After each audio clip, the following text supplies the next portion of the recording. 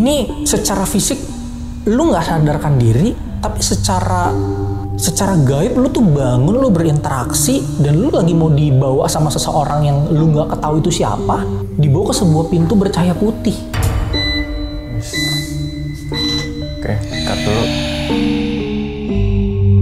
Posisi kan saya tiduran kan, senyum itu yang kayak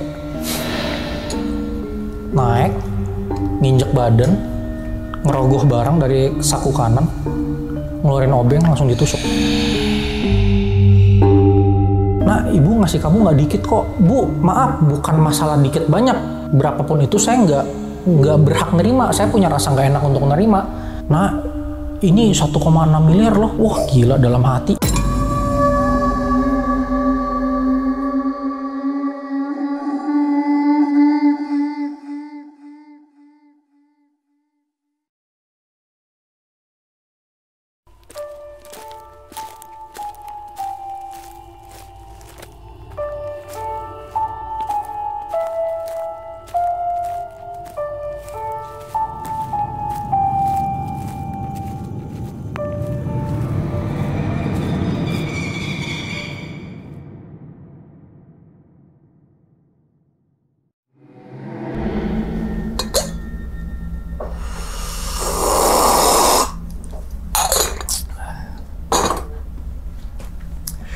Assalamualaikum warahmatullahi wabarakatuh. Kembali lagi bersama gue Sumar Adi Wijaya atau biasa dipanggil Umang dalam segmen Ngopi Horor. Ya teman-teman semua, pada video kali ini nih atau pada kesempatan kali ini, lagi dan lagi gue tidak akan membawakan sebuah cerita dan namun menghadirkan narasumber yang tentunya mempunyai pengalaman mistis ataupun pengalaman yang horornya nih. Nah, di samping gue nih udah ada Bang Nathan nih. Waduh, Abang, gimana kabarnya Abang? Baik, Bang Umang. Sehat ya? Sehat. Alhamdulillah. Salam untuk teman-teman dan juga keluarga di rumah nih, Bang Nathan nih.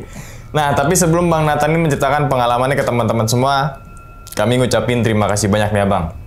Udah meluangkan waktunya datang ke sini ya. Yang semoga aja nih teman-teman semua, di balik pengalamannya Bang Nathan, teman-teman nih bisa diambil pelajarannya dan juga bisa diambil sisi baiknya gitu ya Bang. Iya. Nah, ngomongin masalah pengalaman nih Bang, katanya Bang Nathan punya pengalaman yang dimana sampai sekarang nih masih inget betul kejadian itu tuh. Iya, benar nih Bang Umang. Jadi kejadiannya sebenarnya udah cukup lama. Kejadian dari 2014.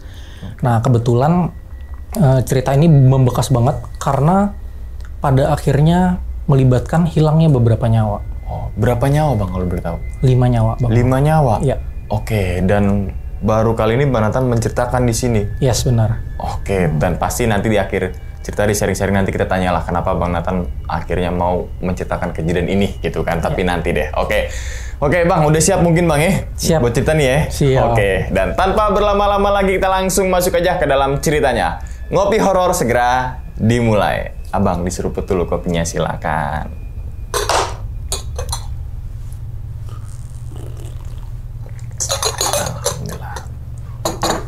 Oke, udah siap nih Bang Nathan buat cerita nih?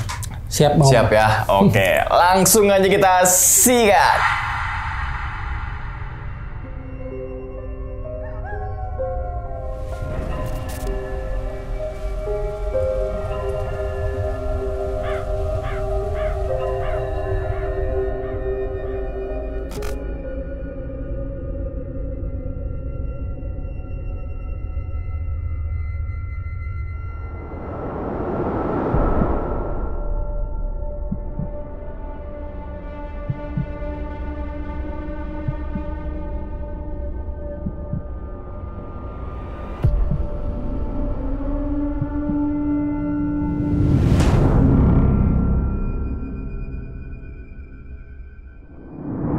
Jadi awal mulanya itu adalah di tahun 2014 nih. Di zaman itu kan memang kita dari dunia digital itu memang lagi eranya Facebook. Yeah. Nah, jadi memang sempat saya ini berkenalan dengan seorang perempuan dari Facebook. Nah, untuk detailnya mungkin saya nggak bisa terlalu jelasin karena bakal durasi banget nih. Cuma intinya saya berkenalan di sebuah komunitas lah ya. Komunitas, nah kita akhirnya ngobrol. Berlanjutlah obrolan kita, akhirnya kita tukeran PIN BBM pada saat itu. Iya, BBM. BBM. Jadi sebenarnya gini, perempuan ini yang kita sebut namanya Rayu, dia itu terlihat sepertinya interest dengan saya pada saat itu. Nah, saya sendiri aktif di grup di Facebook itu karena tujuan komunitas. Jadi bukan karena memang nyari teman sebenarnya, memang untuk berkomunitas. Nah, habis itu si cewek ini, si Rayu, yang kontak-kontak, dia komen-komen di Facebook, di grup Facebook itu dia komen-komen di setiap postingan yang saya post segala macem. Akhirnya dia minta nomor PIN BBM. Akhirnya karena saya ngerasa ya udahlah, make a friend kan nggak salah gitu ya. Kita berteman sama siapa aja bagus gitu. Ya udah saya kasih. Setelah dikasih, barulah komunikasinya dimulai lebih intens. Dia rajin banget ngontek-ngontek tiap hari, nanyain kabar tiap hari. Nah, singkat cerita akhirnya saya notice kalau dia itu sepertinya punya perasaan suka nih. Mungkin dia awalnya tidak bilang kalau dia memang suka gitu, tapi kelihatan lah gitu gesturnya. Apalagi pada saat itu 2014 dia itu masih kelas 3 SMA. Jadi masih muda banget. Dan Rayu ini termasuk perempuan yang bisa saya bilang mungkin polos banget. Ya, anaknya baik, polos, terus dia kalau ngomong tuh ya apa adanya aja, belak-belakan lah gitu orangnya. Nah, singkat cerita akhirnya dengan melewati sekian bulan, sekian tahun, pertemanan saya itu berjalan cukup lama sampai di 2015, kurang lebih udah berjalan 1 tahun. Nah, dia yang tadinya kelas 3 SMA akhirnya kan harus masuk ke universitas, masuk kuliah. Di saat itu kebetulan banget saya itu juga baru dapat kerja yang mengharuskan saya harus masuk kerja tiap hari, reguleran lah kerjanya. Nah, karena posisinya Rayu itu ada di Jakarta dan saya itu tinggalnya di Kalimantan. Jadi memang komunikasi hanya by BBM dan si Facebook. Nah, karena kesibukan dia masuk kuliah dan kesibukan saya kerja, akhirnya komunikasi kita agak surut, agak sedikit ya jadi lebih jarang lah gitu. Nah, habis itu mulailah di mana masa-masa dia itu cukup lama menghilang gitu, cukup lama menghilang, dan saya sejujurnya ngerasa bahwa kalau Rayu ini nggak gangguin saya ngechat tiap hari, saya juga ternyata nyaman. Karena digerecokin tiap hari gitu, ditanya mulu, kayaknya agak risih juga gitu. Terus habis itu terlihat bahwa Rayu ini tuh sempat jadi posesif. Jadi kan posisinya kan kita ini cuma berteman gitu ya. Saya dengan Rayu itu hanya berteman, tapi saya ngerasain Rayu ini sempat posesif. Jadi kayak kalau saya bales chatnya dia lama, dia bisa kayak ngambek gitu. Kayak dia manggil saya Kak Nathan kan. Kak, kamu kemana aja sih? Nggak balas-balas chat saya. Ya saya dalam hati, loh, kita cuma berteman. Kamu seharusnya tidak boleh marah gitu loh. Tidak boleh ngambek atau tidak boleh marah gitu. Nah, sempat ada posesif-posesif kayak gitulah. Yang akhirnya bikin saya nggak nyaman gitu. Terus akhirnya masuk ke tahun 2016. Nah, di 2016 awal itu adalah titik di mana akhirnya Rayu ini beberapa kali mulai nelpon saya. Karena akhirnya sempat saya ngasih nomor handphone saya. Akhirnya dia nelpon. Nah, terus kalau nelpon itu cukup cukup lama dan obrolan sebenarnya nggak terlalu penting. Cuma kayak ya basa-basinya anak-anak pada zaman itu lah ya. Nah, habis itu sempat satu ketika saya lagi kerja, lagi sibuk, dia menunjukkan keposesifannya yang akhirnya saya sebel gitu. Akhirnya saya bentak dia. Agak keras lah pada saya. Udah Rayu, saya sibuk gitu. Sepertinya dia merasa sakit hati. Habis itu singkat cerita, pernah ada masanya itu dia secara halus kayak nembak. Kayak, Kak, kita udah temenan lama, bla bla bla gitu, kayak ngasih kode-kode minta ditembak lah jadi pacar. Saya udah beberapa kali juga sempat ngomong kayak, Rayu, satu poin yang harus kamu tahu adalah saya adalah orang yang tidak bisa dan tidak mau LDR. Sampai kapanpun saya nggak mau LDR, saya bilang. Jadi nggak bisa gitu loh. Saya udah tegasin itu dari awal. Nah, karena dia merasa tertolak, sepertinya kayaknya kena mental nih anak nih. Akhirnya ngilang selama beberapa bulan. Sampai suatu hari di bulan April, itu menjelang saya dari Kalimantan mau ada trip ke Jakarta. Karena ada koko sepupu saya yang mau menikah. Nah, menjelang itu, kayak sekitar seminggu sebelum, tiba-tiba suatu siang, itu handphone saya ditelepon dari nomor yang nggak dikenal. Nah, saya punya kebiasaan kalau nomor handphone nggak dikenal, saya nggak mau angkat. Ditelepon berkali-kali, saya nggak angkat, sampai akhirnya saya mikir gini, kalau misalnya ini entah itu sales kartu kredit atau apa gitu, nelpon ya paling sekali 2 kali nggak diangkat udah gitu kan. Ini kok sampai belasan kali? Jangan-jangan emang ada seseorang atau sesuatu yang penting yang kebetulan saya nggak save nomornya. Ya udah saya angkat dong. Saya angkat, begitu saya angkat, kedengeran suara perempuan yang terdengar cukup berumur. Dia bilang gini, selamat siang, Nak Nathan. Dia manggil saya Nak Nathan. Iya siang, dengan siapa ya? Terus suara itu nanya, apa benar kamu pacarnya Rayu? Rayu? Saya mikir, oh sorry ibu, saya kenal sama Rayu, tapi saya bukan pacarnya, saya temannya. Terus akhirnya ibu ini memperkenalkan diri bahwa dia adalah ibu dari Rayu. Nah di situ sebenarnya waktu ibu ini memperkenalkan diri, saya udah tanda tanya dalam kepala. Maksudnya selama ini saya urusannya sama Rayu, kok tiba-tiba di telepon yang nelpon ibunya? Gitu, ada urusan apa gitu. Akhirnya ya saya ngomong baik-baik lah ya. Oh ya, kenapa Bu? Saya tanya. Oh ya, jadi gini, Nak, katanya. Rayu itu semalam jatuh di kamar mandi. Terus Rayu itu nggak sadarkan diri. Sekarang kondisinya lagi di rumah sakit. Nah, sorry kalau saya lupa nama rumah sakitnya. Nah, pokoknya dia ada di sebuah rumah sakit besar di Jakarta. Nah, ibunya ini terbang dari sebuah daerah, Gorontalo. Terbang datang langsung. Nah, jadi ini disclaimer ya, informasi. Rayu ini adalah anak kembar. Nah, dia itu adalah adik kembar gitu. Dia punya kakak kembar lah gitu. Nah, tinggal seasrama. Waktu dia kuliah itu dia tinggal di asrama di salah satu universitas lah di Jakarta. Nah, terus kakaknya ngasih tahu ibunya Rayu jatuh bla bla bla. Ibunya datang langsung pagi-pagi nelpon saya. Saya sempat nanya, Bu, kenapa kok nelponnya saya? Gitu loh. Maksudnya kalau Rayu jatuh, kok saya yang dicari gitu loh. Sedangkan saya tidak merasa saya punya urusan apa-apa nih. Saya nggak menyebabkan apapun gitu. Ibunya bilang, soalnya menurut kakaknya Rayu, kamu itu pacarnya. Maksudnya kayak, kok bisa diasumsikan kalau saya pacarnya?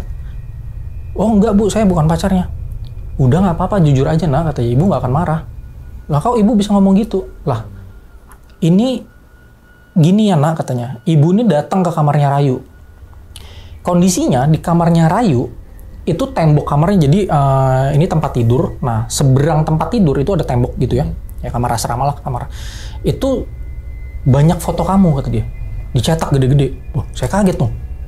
Saya kenal sama Rayu 2 tahun, baru kali ini tahu Rayu melakukan itu. Dia nyetak foto yang saya juga nggak tahu. Mungkin ambil foto di Facebook, dicetak sendiri gitu kan.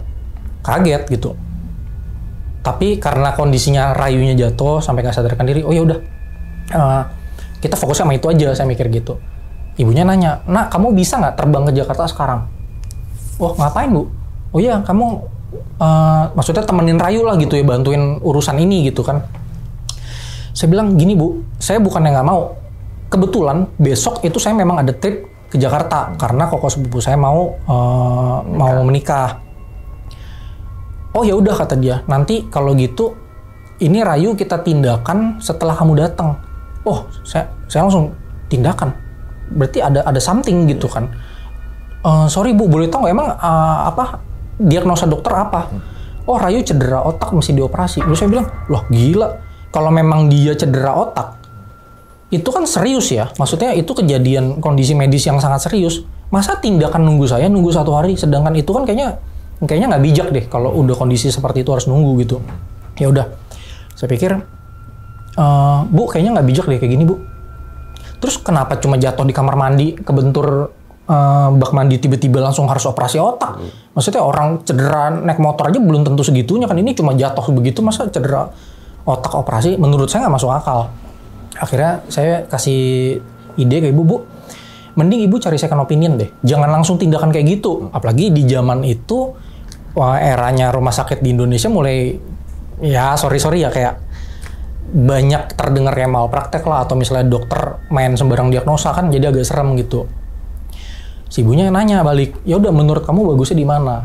Akhirnya saya kasih dia satu saran, Bu, ibu kenapa nggak ke Singapura aja? Saya bilang. Karena saya memang selama ini tahu keluarganya Rayu itu adalah keluarga yang sangat berada. Jadi menurut saya kayaknya uang itu bukan masalah buat keluarga dia. Ya udah ibu ke Singapura aja saya bilang. Akhirnya singkat cerita saya bantuin ngecek availability-nya. Bisa nggak nih rumah sakit ngurus ini, ternyata bisa gitu kan. Ibunya langsung ngurus tiket lah segala macam. Nah besoknya saya flight ke Jakarta. Saya flight siang menuju sore. Ibunya flight ke Singapura pagi-pagi. Jadi saya nggak ketemu nih. Ya kan dia ke Singapura, saya ke Jakarta. Nah habis itu datanglah saya ke Jakarta. Saya tinggal di rumah sepupu saya di daerah Jakarta Barat. Itu kita sepupuan saya, keluarga saya kan keluarga besar ya. Sepupu-sepupu ini pada ngumpul. Nah saya jadi kepengen cerita ini ke sepupu saya gitu kan. Ya udah saya mulai cerita, tahu nggak ada kejadian gini loh, saya ceritain nih. Biasalah ngumpul nih, adik-adik sepupu saya kan ngumpul, ada apa nih kok, ada apa? Oh cerita, saya ceritain nih, masa ada kejadian gini. Oh pada excited dengernya, oke. Habis itu lagi tengah-tengah kita ngobrol ngalor ngidul cerita malam itu, tiba-tiba ya jam 7 jam 8 malam handphone BB saya bunyi, ring gitu, ada chat BB masuk lah. Ya saya otomatis lah refleks ya ngelihat gitu kan. Loh, BBM-nya dari Rayu. Saya mikir, dia kan kayaknya baru nyampe ke Singapura tadi pagi. Sekarang udah nge-text gitu kan. Apa udah siuman gitu ya? Ya udah, dia nanya kan, hai Kak, apa kabar? Kayak biasa lah gitu. Ya udah saya balas lah. Saya balas juga seperti biasa aja gitu. Saya nggak nanya kamu kenapa main handphone, kondisi kamu gimana, saya nggak mau nanya dulu gitu. Saya coba natural aja gitu, kayak biasa ngobrol. Sambil otak saya, kok kayaknya ada yang janggal gitu loh. Kok kayaknya nggak mungkin gitu orang yang jatuh, tidak sadarkan diri 1-2 hari, bangun-bangun main handphone. Kalaupun misalnya bisa, kok orang tuanya ngebolehin gitu main handphone. Udah makin banyak tanda tanya di kepala. Habis itu, saya tanya, Rayu kamu tahu nggak kamu di mana? Oh tahu Kak, aku di Singapura. Tapi kok aku di sini ya Kak? Dia sempat nanya-nanya kayak gitu. Saya bilang, iya kamu sakit, lagi dibawa sama ibu ke Singapura buat berobat. Iya Kak, katanya aku jatuh. Dalam hati aku mikir, tahu dia jatuh gitu kan.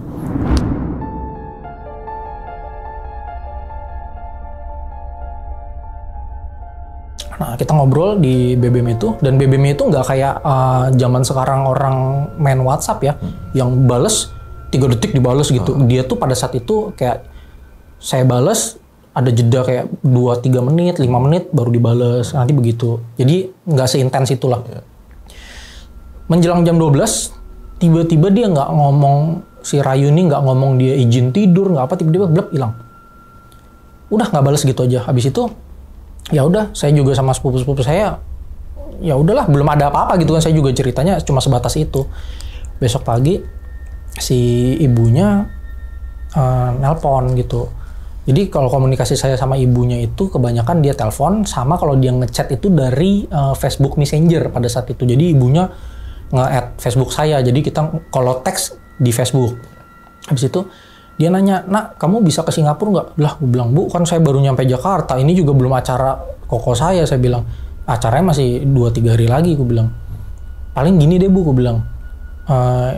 Ini karena dalam hati kan saya merasa bersalah juga, mungkin impact saya nolak dia jadi uring-uringan apa segala macem, jadi jatuh. Karena kakaknya tuh sempat cerita sebelum kejadian dia jatuh itu, Rayu itu tiap hari nangis, nggak mau makan, nyebut nama saya, kan saya jadi merasa bersalah tuh di situ. Habis itu karena saya merasa bersalah, saya bilang sama ibunya, ya udah gini aja deh bu, kalau misalnya nanti after acara koko saya udah selesai, Rayu masih kayak gitu, ya udah saya flight deh ke Singapura. Terus kata ibunya, oh ya udah, kata dia. Habis itu saya belum ngomong tuh kalau Rayu ngechat segala macem, belum ngomong ke si ibunya. Yang saya tanya adalah gini, bu kondisinya Rayu gimana? Oh masih sama nak, Rayu belum sadarkan diri. Saya udah tanda tanya banget tuh. Ini udah di MRI katanya, udah di CT scan segala macam di MRI. Cuma hasilnya belum keluar. Saya kayak, kok bisa ya orang yang secara fisik dia tidak sadar, kok dia bisa ngechat gitu. Akhirnya saya tetap nih berusaha positive thinking, saya berlogika. Kan dia punya kembaran ya, jangan-jangan handphonenya dipegang kembarannya, dimainin iseng-iseng. Kan logika dasar gitu ya. Saya tanya lah, bu maaf nih, handphonenya Rayu di mana ya? Di kakaknya. Oh udah bener, ini pasti kerjaan kakaknya nih, iseng-iseng ngechatin gue nih, gue pikir gitu. Ibunya bilang, tapi handphonenya mati. Mati gimana Bu? Iya, sejak di sini handphonenya tuh jadi dimasukin ke satu kantong plastik yang bisa buat saus tuh, dimasukin itu, terus dimasukin lagi ke dompet kain yang bisa buat ibu-ibu ke pasar tuh. Udah dipegang sama kakaknya. Wah, handphonenya mati, nggak dicas, dibungkus, dipegang kakaknya. Bener apa enggak ya? Dalam hati nih. Kejadian itu terjadi lagi di malam hari. Menjelang jam 8 malam, ngechat lagi Rayu. Kali ini teksnya lebih berbahaya. Dia bilang gini, Kak, aku kenalan sama satu teman baru. Siapa? Dia bilang, cowok Kak, bule, ganteng katanya. Bule. Kayak gimana? Iya, jadi tinggi katanya. Rambutnya zaman dulu kan spike gitu ya. Mohawk spike gitu katanya. Warnanya blonde gold gitu ya. Ganteng kata dia. Satu pertanyaan saya. Karena selama ini saya tahu Rayu itu tidak bisa bahasa Inggris. Berantakan lah gitu bahasa Inggris. Saya nanya sama dia, Rayu kamu ngobrol kenalan sama si cowok ini gimana? Yang ngobrol Kak katanya. Ngobrol. Dalam hati, kan bahasa Inggris itu berantakan ya. Gimana ngobrol? Emang ngobrolnya bahasa apa? Bahasa Indo kata dia. Boleh ngobrol bahasa Indo gimana sih gitu kan. Cuma nggak aku tanyain secara detail kayak gitu ke dia gitu kan. Karena ya udah aku ikutin aja alurnya karena ini udah aneh menurutku. Habis itu dia bilang, ya jadi kita kenalan tadi pagi siang kata dia, waktu aku lagi ngecek katanya kenalan sama dia lah di ruang tunggu katanya. Oh gitu ya, udah bagus lah aku bilang, supaya kamu nggak bosan di situ ada teman aku bilang. Lanjutlah ke hari ketiga aku di Jakarta. Nah di hari ketiga ini aku udah mulai nanya lah ke ibunya karena ini udah mulai mengganggu pikiran ya. Bu, sorry aku bilang, saya pengen nanya, ini handphonenya si Rayu dipegang kakaknya? Iya. Gini ya Bu, ini nggak bermaksud apa-apa, saya harus ngasih tau ibu. Rayu itu ngechat saya udah 2 hari. Ibunya bilang, wah yang bener nah nggak mungkin kata dia. Orang handphonenya mati kok, sedangkan kakaknya itu sama saya terus kata dia. Nggak pernah dia megang-megang handphone Rayu kata dia. Bu, saya nggak mungkin ngarang-ngarang, saya bilang. Ngapain saya bohong? Ini buat saya ini perkara serius, saya bilang. Anak ibu sakit, saya bilang. Ngapain saya main-mainin kayak gini? Masa saya bercandain, saya bilang orang lagi sakit, saya bilang. Terus ibunya kayak di telepon tuh suaranya kayak udah mulai gemeteran gitu loh, udah kayak, aduh nak, ini kenapa kata dia. Saya kan takut ibunya tiba-tiba histeris di depan umum kan. Saya berusaha, enggak Bu, udah Bu, santai Bu, santai. Kita cari tahu pelan-pelan. Saya berusaha tenangin dia, karena kelihatannya ibunya baru saya ngomong gitu udah langsung gemeteran. Tiba-tiba teriak kan repot ya. Terus dia bilang, bener nak kata dia, Rayu itu masih belum bangun kata dia, dan handphonenya masih di kakaknya. Bentar ibu fotoin kata dia. Nah difotoin, dikirimin via Facebook Messenger itu. Fotonya Rayu tidur, foto handphonenya. Saya bilang, Bu, saya juga kirim screenshot chatnya biar ibu juga lihat bukti kalau saya ngomong benar. Saya bilang, kirim jebret. Ibunya telepon, nangis-nangis. Nah, Rayu kenapa? Wah, Bu, saya nggak tahu Bu, saya bilang. Ini nggak pernah kejadian kayak gini sebelumnya. Saya bilang. Akhirnya, singkat cerita, dia bisa tenang. Malam tiba nih, mulai jam 7 jam 8, Rayu ngechat lagi. Kali ini dia bilang, Kak katanya, tahu nggak Kak, temen buleku ngajakin aku party. Party, gue bilang, party apaan? Bukan party ajeb-ajeb Kak katanya. Jadi di rumah sakit menyediakan kayak pesta perjamuan makan untuk pasien. Kapan? Gue bilang, nanti malam. Malam gue bilang, sejak kapan rumah sakit ngadain perjamuan? Itu udah aneh. Terus perjamuannya malam. Tapi karena aku masih kayak, ya kita coba ikutin alurnya dulu gitu kan. Oh, party. Terus diajaknya ngapain, gimana? Gue tanya. Terus dia bilang, ya aku disuruh pakai gaun putih. Gaun putih? Mana ada orang ke rumah sakit bawa gaun putih? Apalagi foreigner kan dari Indonesia ke Singapura. Siapa orang pasien berobat kok pakai gaun putih? Terus gue tanya, emang ada kamu gaun putih? Ada. Lah, dari mana? Gue bilang, ada dibawa sama ibu. Aneh banget gue bilang. Kok ada ibu nyiapin gaun putih untuk anaknya berobat, gimana sih? Terus, Rayu kayaknya kamu jangan pergi deh.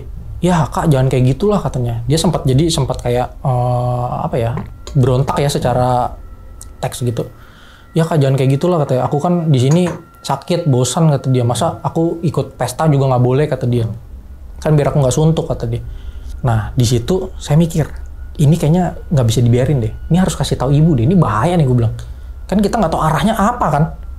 Iya, terus si Rayu juga bilang, Kak bentar lagi teman bule gue datang mau jemput di kamar.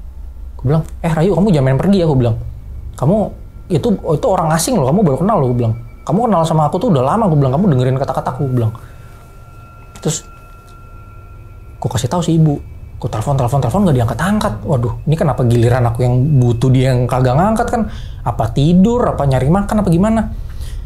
Gue chat lah, Bu, izin telepon, gue bilang. Ini urgent, gue bilang, soal Rayu.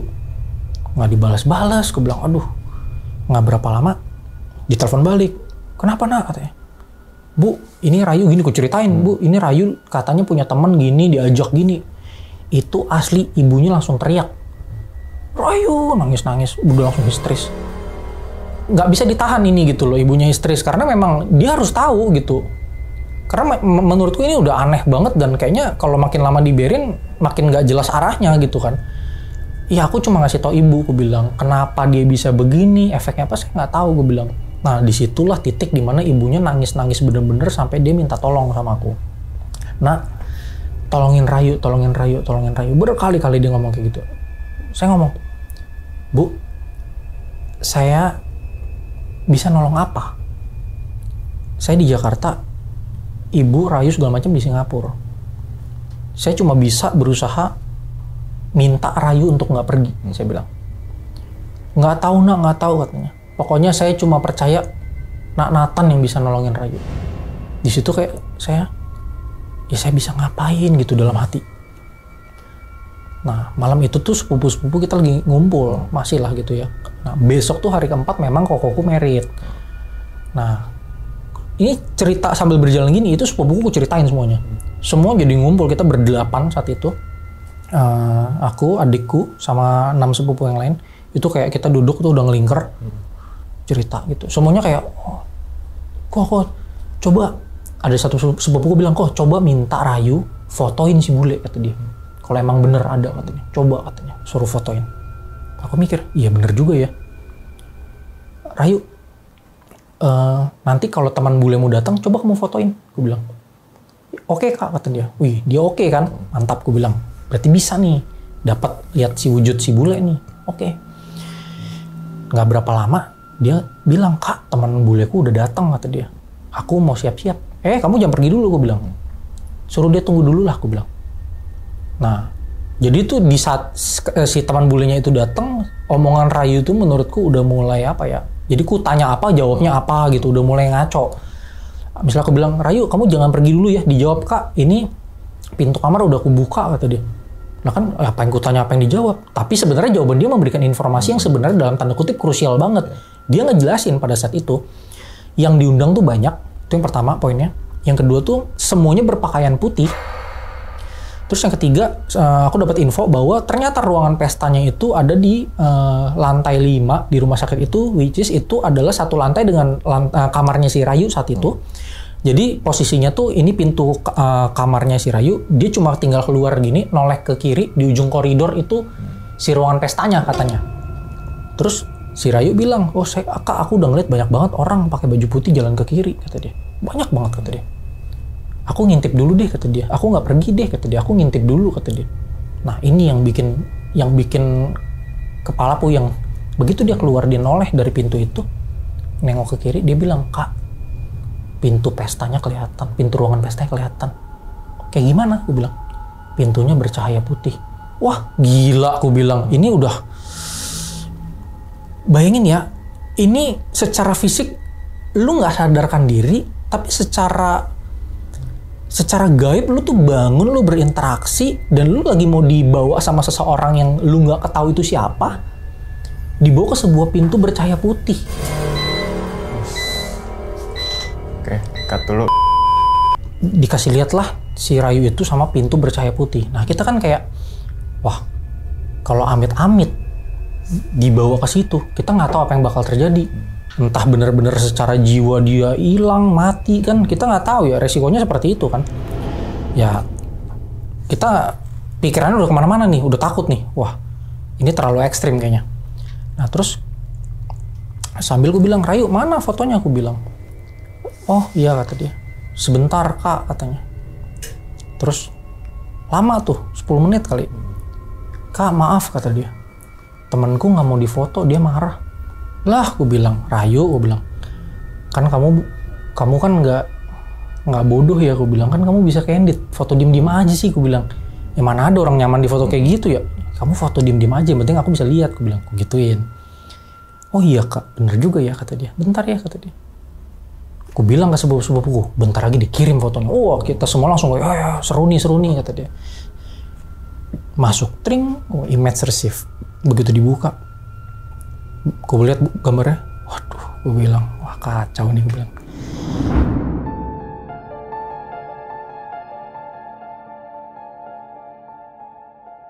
Gue bilang ke sepupu-sepupuku 7 orang ini, gini, gue kasih lihat ke kalian, tapi gue nggak mau ngasih lihat langsung nih gitu ke 7-7-nya. Gue pengennya nih handphone di rolling, gantian liatnya.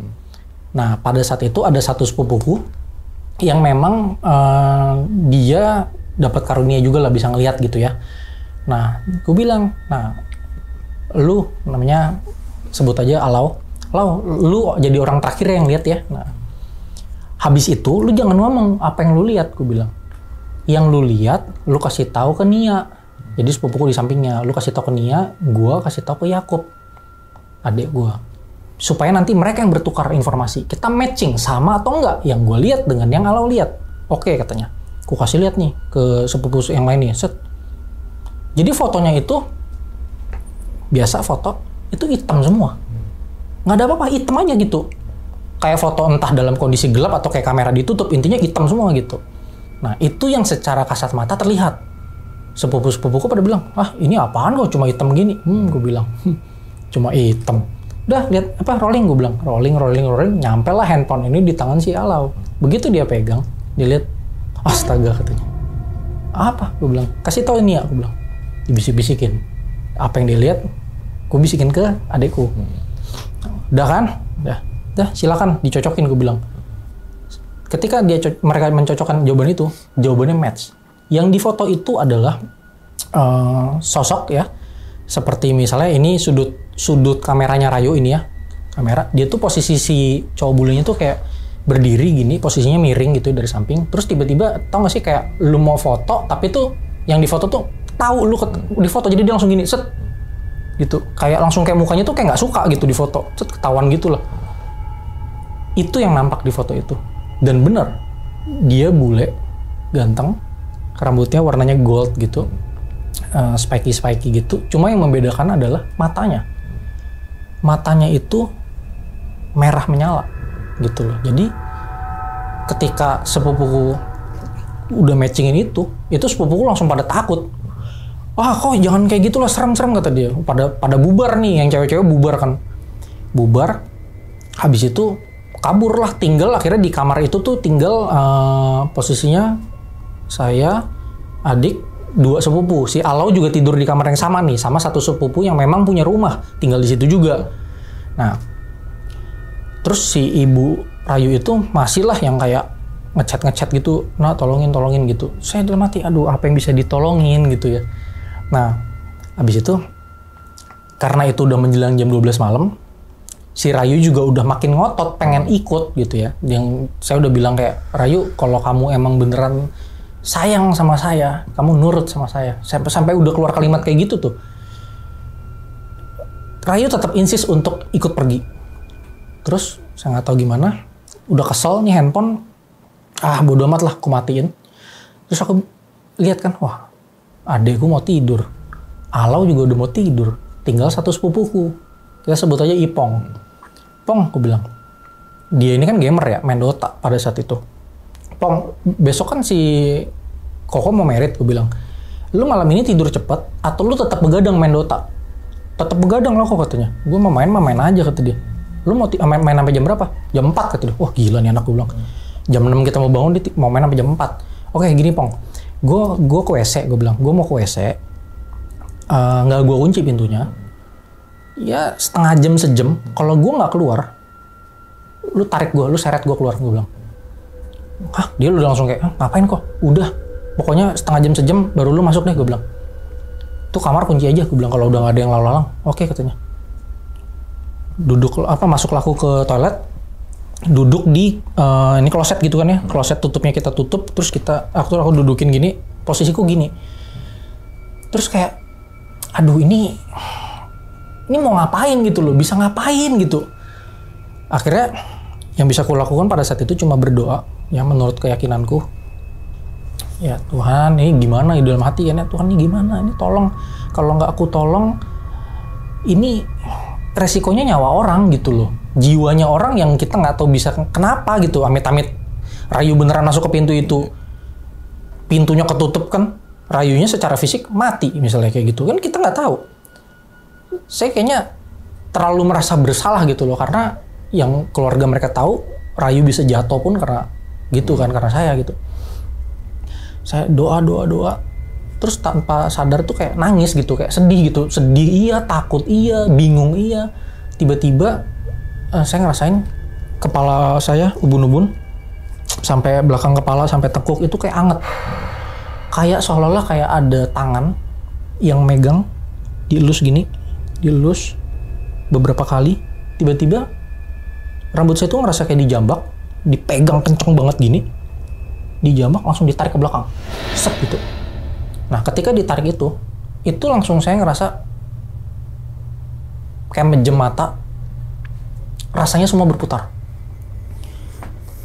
Beberapa detik kayak gitu, tiba-tiba tek gitu. Tadinya kayak ngerasa goyang langsung diem dalam kondisi pejam mata. Terus sensasi itu tuh bikin saya tahan napas. Begitu diem, buang napas, tarikan napas pertama, baunya beda, bukan bau kamar mandi. Yang saya cium baunya pada saat itu adalah bau rumah sakit. Kayak bau obat berarti gitu ya? Iya, kayak gitu, bau obat. Ya pokoknya bau khas rumah sakit lah, semua penonton juga pasti tahu lah ya. Saya pelan-pelan kayak beraniin diri buka mata gitu kan. Wih, remang-remang gitu, kayak apa ya, kayak kamar gelap yang cuma ada lampu 3 watt, 2 watt gitu, pokoknya remang sekali. Terus ada suara kayak gerasak-gerusuk gitu lah, kayak gitu di sebelah kanan. Tapi saya masih kayak, gila ini di mana? Ini gue kenapa? Masih kayak gitu kan, shock gitu. Tiba-tiba berani diri nengok ke kanan gitu pelan-pelan. Begitu nengok ke kanan nih, Bang Umang, yang saya lihat adalah ranjang rumah sakit. Ranjang rumah sakit yang ada Rayu di atasnya. Terus ngeliat kan, astaga Rayu, bilang. Dan yang paling gila adalah, saya nengok lagi gitu, tek ke kanan. Itu pintu kamarnya terbuka, ada Rayu di situ, dan ada cowok bule itu di situ. Mereka lagi tarik-tarikan tangan. Ibaratnya kayak Rayu tuh menolak pergi, jadi dia kayak tahu ya, kayak apa sih, tangannya tuh dipegang. Aku ingat tangan kirinya dipegang. Si cowok itu megang tangan kirinya Rayu tuh dengan 2 tangan, jadi kayak tarik-tarikan. Jadi si Rayu tuh kayak enggak gitu kan. Nah, si cowok bule tuh gitu. Tapi dia diam aja. Refleks waktu lihat itu, saya langsung Rayu gitu. Tiba-tiba Rayunya tuh denger tek gitu, noleh langsung kayak, Kanatan, langsung dia nangis, tolong Kak. Wah, itu saya langsung nggak tahu badan saya bereaksi kayak gimana, jantung kayak mau copot. Saya langsung refleks lari, megangin tangannya Rayu, saya tarik juga. Jadi kayak kita tarik-tarikan 2 lawan 1 gitu kan, tarik-tarikan. Saya sambil dalam hati tuh berdoa, kita tarik-tarikan beberapa detik sampai akhirnya saya ngucap doa saya dari mulut. Terlepaslah si pegangan si tangan cowok ini, lepas, kita berdua tuh jatuh ke lantai. Karena emang tarikannya kencang banget kan, kita jatuh, gubrak. Begitu kita jatuh, itu pintu kamar itu langsung kayak drop, kebanting sendiri, ketutup, drak gitu. Nah, ketika saya dengar suara bantingan itu, drak, itu rasanya kayak semuanya gelap, saya kayak ditarik lagi, kayak dijambak lagi. Baliklah saya ke kamar mandi. Itu experience yang apa ya, secara kesadaran saya itu kayaknya kejadian itu total terjadi di bawah 1 menit, singkat banget gitu. Terus begitu saya sadar, itu posisi saya udah nggak duduk gini lagi. Posisi saya tuh udah ngeringkuk di bawah kloset. Tangan saya tuh gini loh di kloset gitu, udah kayak gini, udah kayak jatuh lah gitu. Terus saya ngerasa kok ini basah gitu, mulut udah basah, baju kayak basah, ini kenapa gitu kan. Tiba-tiba mual, kayaknya sensasi ditarik tadi kan mual, saya langsung refleks buka kloset, muntah. Begitu muntah darah. Berat gitu, muntah darah. Nah, di situ Ipong, sepupu saya itu kayaknya denger ada gerasak-gerusuk di toilet, dia langsung lari masuk. Buka pintu jebret. Kok lu kenapa katanya? Langsung cepet-cepet dipegangin, dibantuin. Oh nggak tahu, gue bilang. Flush, ke wastafel, bersih-bersih, cuci mulut kumur-kumur, masuk. Hal yang gue tanya ke dia adalah, Pong, gue berapa lama? Jawaban dia 30-40 menit. Di kesadaran itu 1 menit, nggak nyampe lah. Di dunia nyata itu udah 30-40 menit. Habis itu, kok lu kenapa mau gue panggilin siapa nggak? Katanya enggak, gue bilang, gue sakit kepala, gue pengen tidur. Itu handphone udah aku bikin mode silent, gue udah nggak peduli, kepala udah sakit banget, gue pokoknya pengen tidur. Nah, ini nanti boleh ditampilin mungkin bedah kamarnya. Jadi posisinya itu adalah kamar, nanti terus pintu utama kamar, begitu buka pintu di kanan itu persis toilet. Nah, di kirinya itu lemari baju yang langsung nyambung sama mejanya itu tempat si Ipong main. Jadi di sebelah kanan after toilet itu ada satu bed ukuran king. Nah, di bawahnya itu ada extra bed. Jadi toilet, extra bed. Ya. Nah, si sepupuku sama si Ipong akan tidur di bed utama. Posisinya aku sama adekku akan di extra bed. Nah, entah bagaimana ketika aku balik ke kasur itu, si adekku udah tidur. Nah, dia tidur dekat sama bed utama. Jadi, secara nggak langsung posisiku adalah posisi yang paling dekat sama pintu. Ya udah, gue nggak mau tahu, gue pengen tidur sakit kepala. Gue cuma bilang sama Ipong, Pong, lu jadi tetap main, jadi kok, oke. Kalau misalnya ada apa-apa, lu bangunin gue bilang. Oke, katanya. Dah tidur, nggak terjadi apa-apa. Pagi-pagi bangun. Nah, Ipong ini kan memang apa ya, sepupuku yang bangunnya cukup siang lah gitu, apalagi dia begadang mulu kan. Pagi itu aku bangun, wah kepala sakit. Terus ini sakit nih, di sini nih, ada bagian leher kiri sakit. Bangun terduduk gini, nengok aku ke kanan. Begitu nengok ke kanan, si Ipong lagi duduk gini. Kok, kata dia. Udah sadar lu, kata dia. Nah, gue bilang, lah tumben anak bangun pagi banget, gue bilang. Jam 6 gitu udah bangun. Kenapa, gue bilang? Semalam gue gak jadi main, kata dia. Kenapa? Lu tuh gak, habis lu tidur, itu kan udah menjelang jam 1, kata dia. Habis lu tidur, ya gue masih main lah, kata dia. Habis itu, kamar tuh diketok, kata dia. Pintu kamar diketok. Terus, gini ya kok, kata dia. Rumah kita tuh rame, tapi tuh gak pernah ada ngetok jam segitu. Kalaupun misalnya itu entah bokap atau nyokap gue, kata dia, ya nelpon, kata dia. Lagian bokap nyokap gue tuh tidurnya di lantai 1, kata dia. Nggak ada lah, nggak pernah kejadian dia naik-naik ketok-ketok pintu kamar anaknya jam segitu, kata dia. Ya gue biarin, kata dia. Ya gue anggap apalah gitu. Terus dia ngetok beberapa kali, nggak dihiraukan. Tiba-tiba tuh pintu cekrek, kebuka gitu aja. Lah, itu kan dikunci. Lu kunci kan? Kunci kok, katanya. Gue double lock, kata dia. Gue kunci 2 kali. Lah kok langsung kebuka gitu aja. Lu tau nggak kok, katanya? Itu begitu kebuka, ada yang masuk. Siapa ya? Gue bilang. Cowok bule. Wah, gila, gue bilang. Cowok bule. Kayak yang kita ceritain. Iya kok, sumpah, kata dia.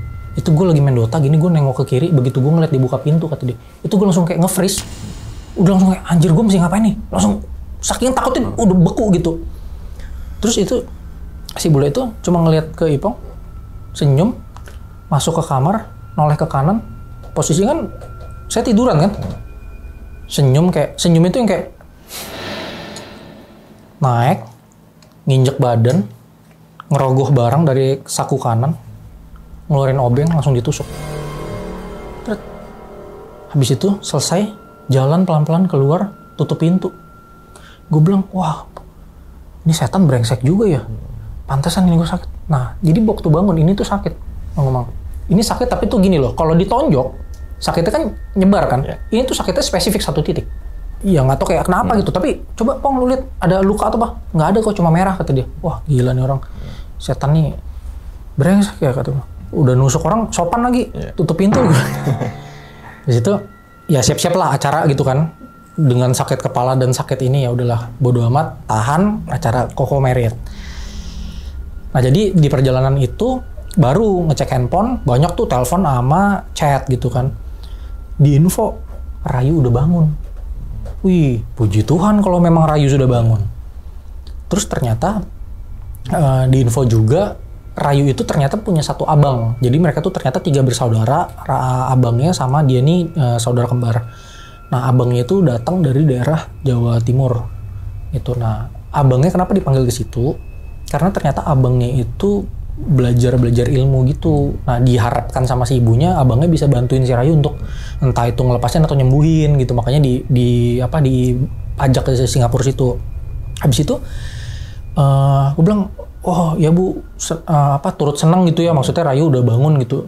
Ya nah, walaupun si Rayu tuh masih bangun tapi tuh kayak orang linglung gitu, masih yang kayak belum ngomong, cuma kayak diem bengong gitu. Tapi at least kan udah bangun gitu, udah ada progres. Habis itu ya karena sibuk acara nggak terlalu kuhiraukan lah gitu, karena aku sibuk jadi penerima tamu juga pada saat itu, jadi emang nggak megang handphone. Baru megang handphone lagi tuh akhirnya malam gitu kan, dapat banyak banget update. Ibunya bilang gini, nak ini abangnya Rayu tuh ngobrol loh kata dia sama Rayu, sama apa ada sesuatu di dalam Rayu. Bro, sesuatu di dalam Rayu. Wah, kecurigaanku bener. Aku curiga kan kayaknya ketempelan atau apa sampai dibikin kayak gitu ya, sakit secara gaib kayak gitu ya. Karena ternyata hasil MRI-nya mengatakan bahwa Rayu itu tidak ada cedera kepala apapun, cuma jatuh ya memar kayak biru biasa udah gitu, nggak ada sampai menyebabkan kehilangan kesadaran atau bahkan harus operasi otak tuh nggak ada gitu loh, normal gitu. Nah kan asumsi kita kayak oh ya sakitnya gaib gitu, tidak sadarnya karena gaib gitu. Habis itu iya nak kata dia, cuma ini belum jelas nih katanya abangnya, kata dia masih berusaha diajak ngobrol terus lah kata dia. Oh ya udah Bu, aku bilang, Bu ini maaf ya, aku bilang saya capek nih, aku bilang capek, saya kayaknya malam ini saya butuh istirahat gitu. Nah di malam itu Rayu udah nggak ngechat. Nah, aku bilang ini baru bener, aku bilang Rayu yang bener tuh yang kayak gini, nggak ngechat, aku bilang ya orang baru bangun ya mana ada megang handphone ngechat nggak masuk akal, aku bilang.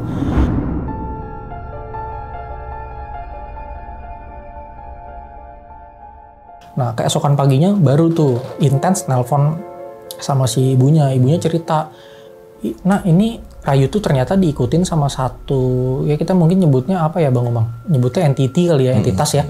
Ditempelin sama satu entitas yang memang suka sama dia. Jadi entitas itu laki-laki, suka sama Rayu karena Rayu itu secara fisik dan wajah sama sifat gitu ya, katanya mirip sama almarhum kekasih si entitas ini semasa dia hidup dulu, kata dia.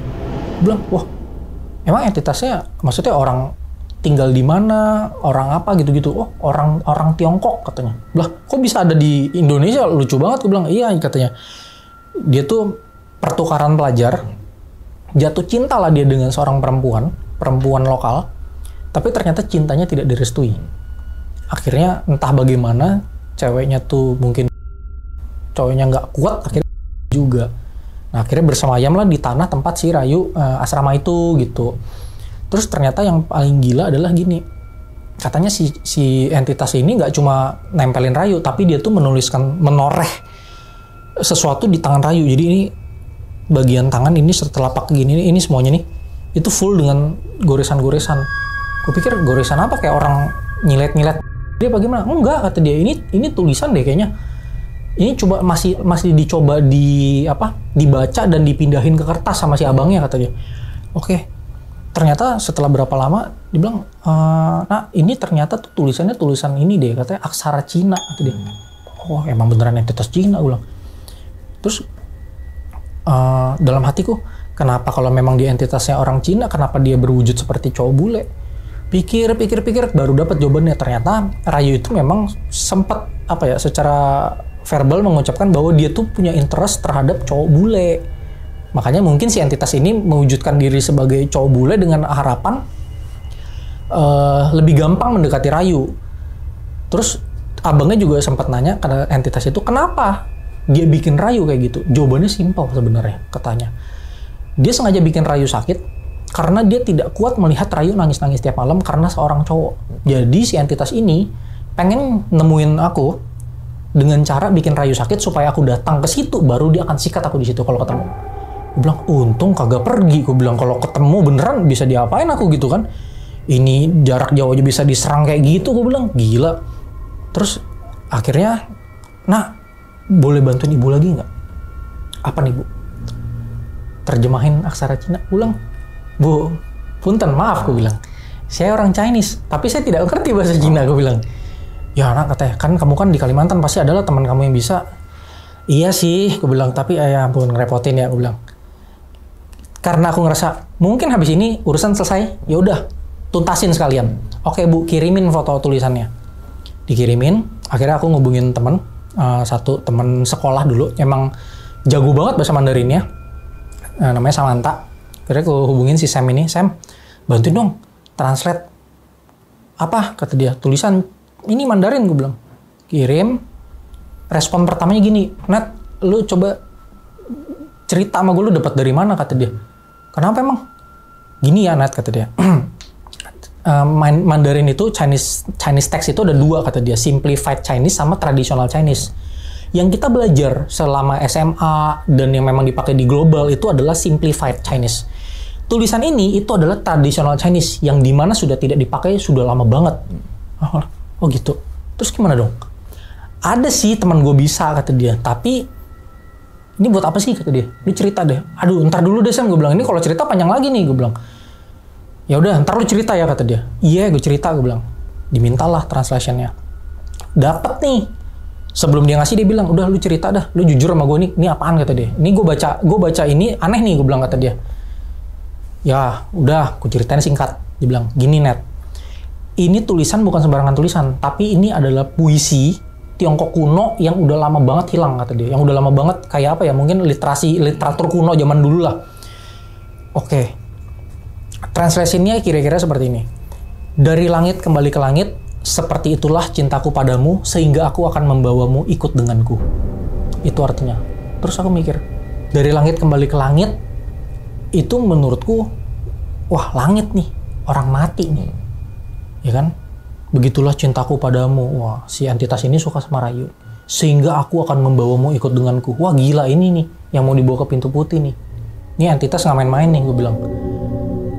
Di situ aku kirim ke ibu, ibunya udah kayak sempet ya kayak apa ya, histeris lagi gitu. Cuma kayaknya ada kedengaran suara abangnya sama suara kakaknya. Udah kata dia. Ditenangin. Habis itu ibunya bilang, nak katanya kayaknya ini mau dibawa pulang ke Indonesia, kata dia. Soalnya ya memang nggak ada kondisi medis apapun, kita di sini udah habis ratusan juta, kata dia. Ya bu, balik aja. Terus kedua mati kayak, oh berarti udah tidak perlu capek-capek ke Singapura, udah beres nih. Terus si ibunya tuh sempat kayak, nak ini mau dibawa kemana nih anaknya, kata dia, supaya si Rayu ini bisa sembuh total. Gue bilang gini ya bu, ini maaf lah sekali lagi, gue bilang kita kan beda keyakinan, berseberangan lah gitu keyakinan kita. Solusiku akan jadi sesuatu yang apa ya, anti klimaks buat ibu, gue bilang, karena pasti berlawanan gitu. Gue bilang nggak apa-apa, kata dia, ini kan cuma demi kesembuhan Rayu, kata dia. Iya sih, gue bilang, tapi saya bingung, gue bilang. Oh akhirnya gue bilang gini deh bu, saya terpaksa harus ngasih, gue bilang. Saya kasih ibu kontak satu orang, gue bilang, kontak satu orang, ibu coba hubungin. Jadi ini adalah salah satu orang praktisi supranatural, ya bisa gue bilang salah satu yang terbesar dan terkuat se-Indonesia. Gue kasih kontaknya pada saat itu. Terus habis itu aku udah nggak tahu dihubungin atau enggak, aku nggak tahu beneran jadinya ke orang ini atau enggak, aku nggak tahu. Intinya dibawa ke daerah Jawa Timur, di daerah Blitar. Nah ternyata itu adalah daerah tempat si abangnya belajar ilmu. Kayaknya dibawa ke gurunya si abang gitu kan. Ya udah, aku juga udah nggak mau berurusan lah, maksudnya elah gara-gara si Rayu pakai acara naksir segala ini jadi ribet banget urusan gitu ya. Ini orang kan kayak mau kerja, mau liburan, jadi kayak konsentrasinya kepecah banget gitu, nggak enak. Habis itu pulanglah aku ke Kalimantan. Ibunya sempat nelpon, terus dibilang, nak ini Rayu udah sembuh, kata dia, udah bener-bener sembuh lah, udah bisa ngomong segala macem. Gini anak, kata dia, ibu tuh utang nyawa sama kamu. Rayu itu anak kesayangan ibu. Oke, terus gue bilang, ibu minta nomor rekening kamu. Ya ngapain, gue bilang. Ya ibu ngasih kamu reward lah gitu, kayak ya ngasih sesuatu lah buat kamu, kata dia. Ya nggak usah Bu, gue bilang. Maksudnya kan ini kan masalah kemanusiaan ya, gue bilang. Saya bantuin ini juga karena Rayu itu teman saya bilang. Udah kata dia, kamu nggak boleh nolak. Kalau kamu nolak, nantinya itu loh kata dia, jadi nggak berkat buat kita gitu loh. Maksudnya kamu nolongin kita nggak balas budi, nanti kita yang jadi kenapa-napa kata dia. Aduh enggak Bu, jangan Bu gitu kan. Pokoknya kita tuh sempat debat lah, aku sama ibunya sempat debat. Terus sampai akhirnya si ibu nyebutin satu nominal yang menurutku fantastis. Nah, ibu ngasih kamu nggak dikit kok. Bu, maaf, bukan masalah dikit banyak. Berapapun itu saya nggak berhak nerima. Saya punya rasa nggak enak untuk nerima. Karena di situ aku mikir, kalau misalnya terima, saya yang jadi utang budi nanti. Nah, ini 1,6 miliar loh. Wah, gila dalam hati. 2016 1,6 miliar. Sekarang 3M kali ya. Seorang karyawan biasa pada saat itu goyang juga kan. Wah, geter juga nih 1,6 miliar. Dapat rumah atut. Ya rumah, di Pontianak bisa dapat rumah 4. Bisa ya, 2 rumah sama buka usaha bisa iya, tuh. Bisa.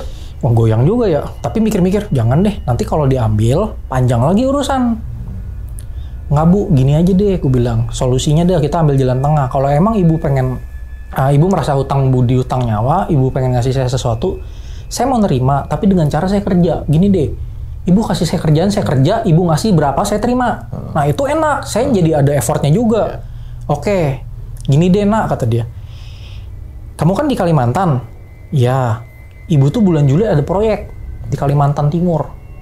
Wih, proyek apa nih Bu? Ibu bangun rumah, kata dia. Ada bangun perumahan lah gitu. Ribuan, belasan ribu. Bilang, wih gede proyek. Bilang, pantas mau kasih duit 1,6 miliar.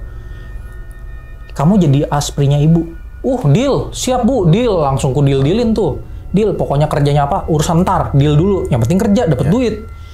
Mikir, wih, tinggal nunggu 3 bulan 1,6 M nih. Udah enak nih kan. Habis itu, sempat si Rayu ngechat.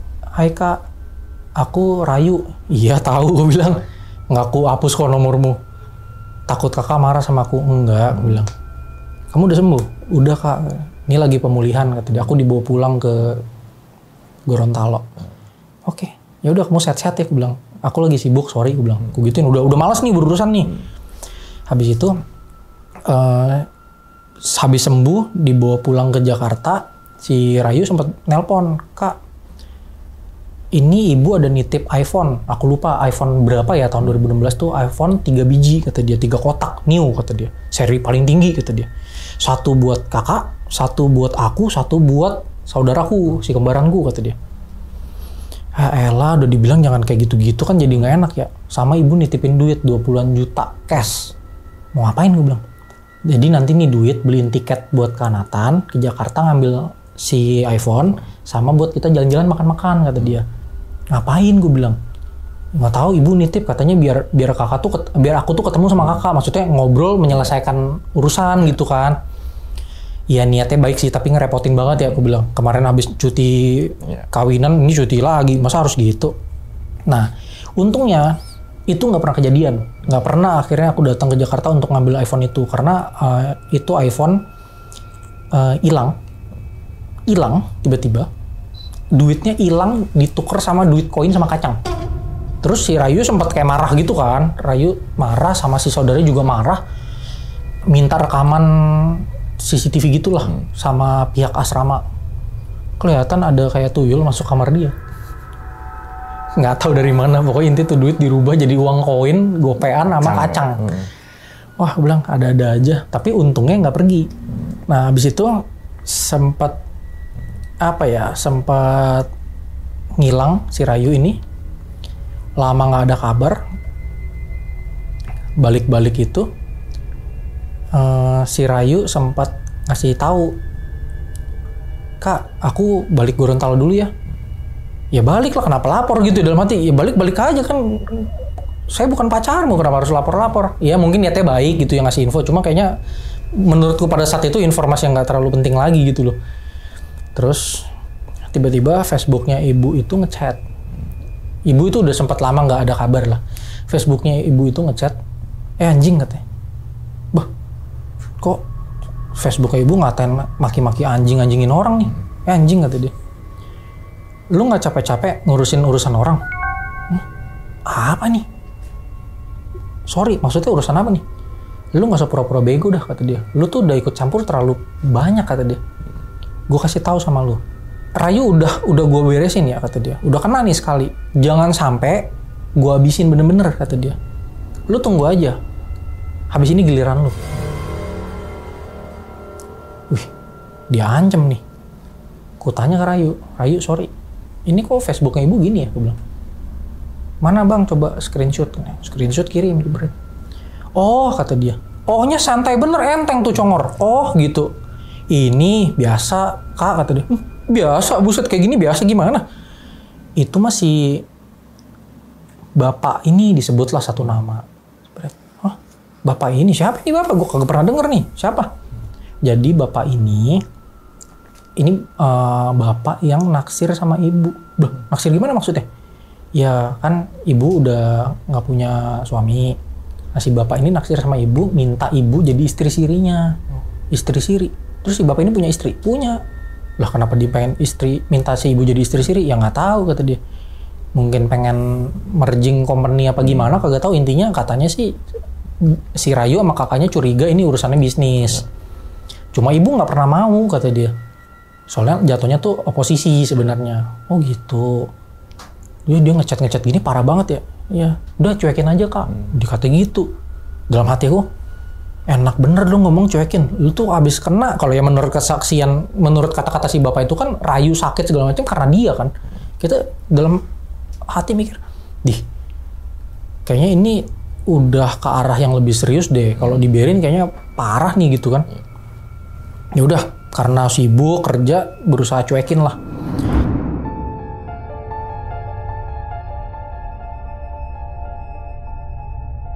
Sampai suatu hari itu udah masuk bulan Juni. Jadi udah habis kejadian Rayu itu April nih, udah Juni. Udah lost kontak sama Rayu sebulanan. Suatu hari di bulan Juni itu Rayu tiba-tiba siang-siang nelpon. Kanatan, apa kabar? Ya baik, yuk. Kenapa? Bilang. Gini kak, aku mau terima kasih, katanya. Udah bantu banyak selama ini, kata dia. Aku minta maaf juga kalau banyak bikin salah, udah ngerepotin, udah ganggu, kata dia. Kenapa sih? Lu bilang, nelpon aneh banget, bilang. Lu tiap nelpon anomali banget sih, gue bilang. Gini kak, aku mau nikah. Bah, nikah tiba-tiba? Nikah sama siapa lu? Taaruf. Bah, taaruf tiba-tiba? Sama siapa? Ada anaknya teman ibu, kata dia. Ini kamu di mana? Gorontalo. Oke. Taarufnya di mana dan kapan? Di Gorontalo. Kapan? Malam ini. Bah, malam ini nikah dia, aku bilang. Oh, ya udah. Turut senang kamu mau merit, aku bilang. Ya udah, pokoknya kamu happy sama kehidupan kamu, aku bilang. Jangan aneh-aneh lagi, aku bilang gitu. Ya kak, maaf ya, kata dia. Jadi nelpon sampai nangis tuh, sambil nangis gitu. Tutup. Udah, di saat dia tutup, dalam hati udah kayak akhirnya lepas semua beban ini. Akhirnya dia udah nikah gitu kan, kita udah gak dihantuin. Udah malam itu happy-happy aja saya kan, udah biasa-biasa gitu, main game seperti biasa gitu. Tidur, nah posisinya tuh saya tuh di Kalimantan tuh tinggal tuh di rumah sendiri, udah pisah rumah sama orang tua. Habis itu malam itu sekitar jam 1-an subuh ada nomor nggak dikenal nelpon. Berkali-kali. Sama dengan prinsipnya sama ini, kalau berkali-kali berarti ada sesuatu. Ku angkat. Suara cewek nangis. Ternyata Rani, kakaknya si Rayu. Kanatan, kata dia. Rayu, kak Rayu. Kenapa? Aku bilang Rani. Rayu kecelakaan. Bentar. Ini orang lagi tidur, tiba-tiba bangun, tiba-tiba lu denger kecelakaan, kan otak loading ya. Iya. Ini kecelakaan apa? Dalam hati udah kayak, apakah sebenarnya taarufnya tuh jadi tameng bahwa sebenarnya mereka tuh merit karena MBA, kecelakaan itu kan? Apa gimana? Enggak kak, Rayu kecelakaan mobil. Bah, kecelakaan mobil? Bentar, gimana? Kan bukannya pesta, gue bilang. Pesta kok bisa kemana-mana naik mobil? Gini kak, katanya. Acara tuh kelar jam 9-an malam. Suaminya Rayu lapar jam 10-an, kata dia, ngajakin Rayu naik mobil. Nyari makan lah gitu. Nah, pergilah naik mobil nih. Pergi naik mobil, jalan. Tiba-tiba nabrak kencang banget, Itu mobil sampai hancur banget. Terus yang paling gila, kan denger Rayu kecelakaan kayak ya ampun Rayu, nasib kamu gitu. Maksudnya kamu tuh habis baru sembuh, udah harus ngalamin kejadian kecelakaan lagi. Kak, katanya suaminya Rayu tuh nggak selamat. Gimana nih maksudnya? Suami Rayu meninggal di tempat. Terus gue bilang, 3 sepupunya suaminya tuh ikut di tengah, 3-tiganya meninggal. Hah? Wah gila, itu aku setengah 1 pagi kayak, setengah 2 pagi udah kayak, kayak disambar petir. Wah gila, aku bilang, Rayu gimana? Kan kalau amit-amit denger Rayu meninggal kan, lebih gila lagi kan. Rayu koma kak. Wah gila, aku bilang, wah ini amit-amit banget. Aku bilang, itu udah langsung tidur, udah gak tenang tuh. Kayak ya ampun, dalam hati berdoa, Tuhan ini kenapa nasib Rayu kok gini banget ya gitu. Emang ini perbuatan si bapak itu, wah ini jahat banget sih. Habis itu nggak ada kabar. Aku juga nggak berani nggak gangguin ibu Rani. Ibu pun nggak ngontek gitu kan. Yang ada Facebook ibu ngechat maki-maki. Lagi kayak gitu, anjing, puas kan lo, kata dia. Lihat kan apa yang bisa gue lakuin. Wah, di situ darah gue naik ke kepala. Gue bilang, wah lu anjing lu gila lu jadi orang. Gue bilang, lu tahu nggak yang itu orang yang nggak ada urusannya sama urusan lu, orang yang nggak ada salah apa-apa, lu gila lu. Gue bilang, udah maki-maki. Di situ kan umur gue masih 20-an tahun ya. Ya darah anak muda, darah panas ya. Dimaki-maki ditambah ngelihat teman kita digituin kan, wah panas juga. Sompral lah mulut. Gue bilang, kalau lu emang sesakti itu, lu kesini, gue bilang, lawan gue, begitu. Sompral aja tuh, bisa nggak bisa, menang kagak menang urusan belakangan, yang penting emosi keluar dulu kan. Kalau emang lu sakti, lu kesini, gue bilang. Hahaha katanya. Oke, tunggu aja, digituin. Dalam hati juga, wih anjir kalau beneran kesini jiper juga nih, kenapa nih? Akhirnya pagi itu aku mutusin untuk datang ke rumah bokap. Cerita sama bokap soal semua kejadian ini. Bokap itu dengan tenang bilang gini, Nathan kayaknya udah saatnya kamu mundur dari masalah ini. Sekarang logikanya gini, anggap secara gaib kamu tidak tersentuh. Anggaplah kamu punya kesaktian, kamu sakti tidak bisa disentuh secara gaib. Ingat, bapak ini orang punya duit, punya kuasa. Dia tinggal nyuruh siapapun datang ke depan pintu rumahmu, kamu buka pintu, kepalamu ditodong pakai shotgun, dar, selesai. Mikir-mikir, bener juga ya. Nggak salah juga sih kata-kata bokap. Wah, iya, kayaknya ini saatnya untuk nggak bersinggungan sama hal ini deh. Ini terlalu kelewatan deh. Akhirnya udah, aku udah nggak mau berurusan tuh sama urusan-urusan ini. Wah, ini udah kelewatan. Serem juga kalau amit-amit dia datang kan. Besok paginya, bener-bener nih, hari ini aku sompral, besok paginya bangun tidur di rumah sendiri tuh. Bangun tidur, bau apa nih? Bau busuk, kayak bau bangke, apa nih? Ini rumah kan, rumahku cukup gede ya. Terus di rumah tuh sendirian, dan rumah tuh gelap-gelap terus gitu kan. Nyium apaan ya? Cari di kamar ada bau apa? Nggak ada apa-apa. Buka pintu kamar, jebret, begitu buka, ya Allah. Persis di depan, ini ambang pintu, persis di situ, itu ada ikan, ya kurang lebih segini lah, 50 cm, 60 cm, segede gini. Warnanya hitam, masih basah berlendir, itu kayak bekas dicabik-cabik dan sudah membusuk. Baunya ya ampun. Seumur-umur maksudnya gini loh, ngelihat ikan membusuk, kayaknya nggak bau gini loh. Ini kayaknya baunya berlebihan gitu. Wah, bilang, nggak mungkin nih rumah tuh steril, nggak ada binatang, nggak mungkin bisa ada kucing atau binatang apapun masuk. Lagian ikan segede gini dapat dari mana gitu loh. Wah, pikiran udah kacau. Ambil kantong plastik, bungkus, pel, semprot pewangi, berusaha bersihin, bungkus rapat-rapat, mau buang nih ke depan. Begitu jalan ke depan, buka pintu utama rumah, jebret, ya Allah, bangkai kucing. Kucing warna hitam, itu kaku di depan pintu rumah. Sama, kayak banyak luka-luka di sayat-sayat gitu, dan itu kayak kucingnya tuh kayak apa ya? Kelihatan ekspresi itu mati dalam sakit gitu, kayak gitu loh. Waduh, bilang, liatin tetangga kan nih, kalau dilihat tetangga ntar dikira, gua kenapa nih rumah kayak belajar ilmu hitam, gua dikira kan. Wah, cepet-cepet ambil plastik, bungkus, buang. Nggak berani ngubur, karena takut ini jadi media pengiriman santet atau apa kan, nggak berani kubur di rumah, udahlah buang aja, udah takut lah, refleks buang.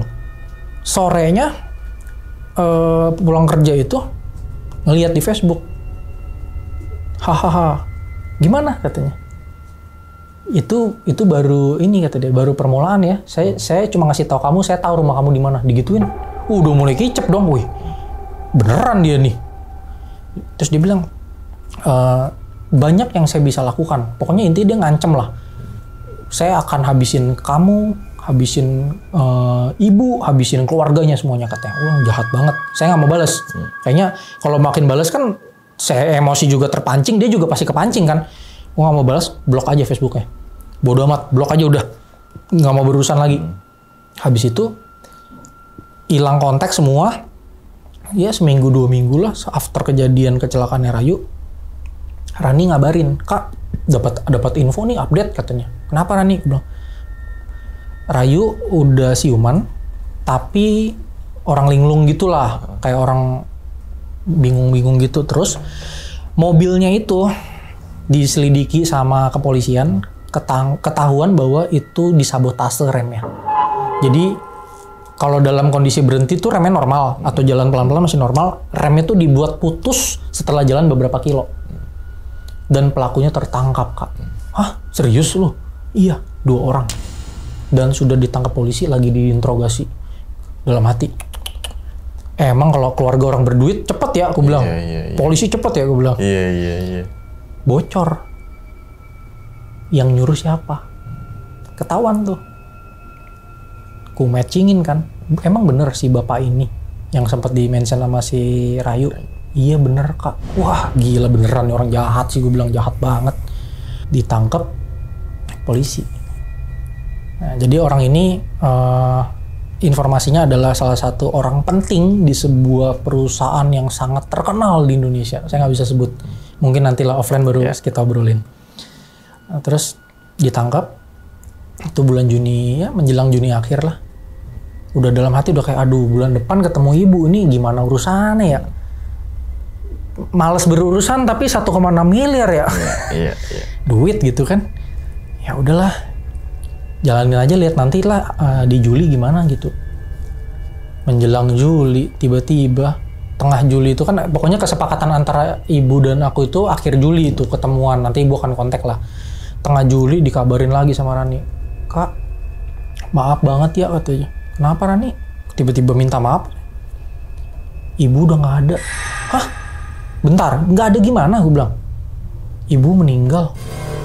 Rani jangan bercanda deh, ini udah masalah udah terlalu banyak, lu jangan yang aneh-aneh lagi dah. Aku bilang, tolonglah jangan kayak gini-gini. Nggak Kak, bener, ibu meninggal. Kenapa? Aku bilang, ibu sakit apa? Sirosis hepatis.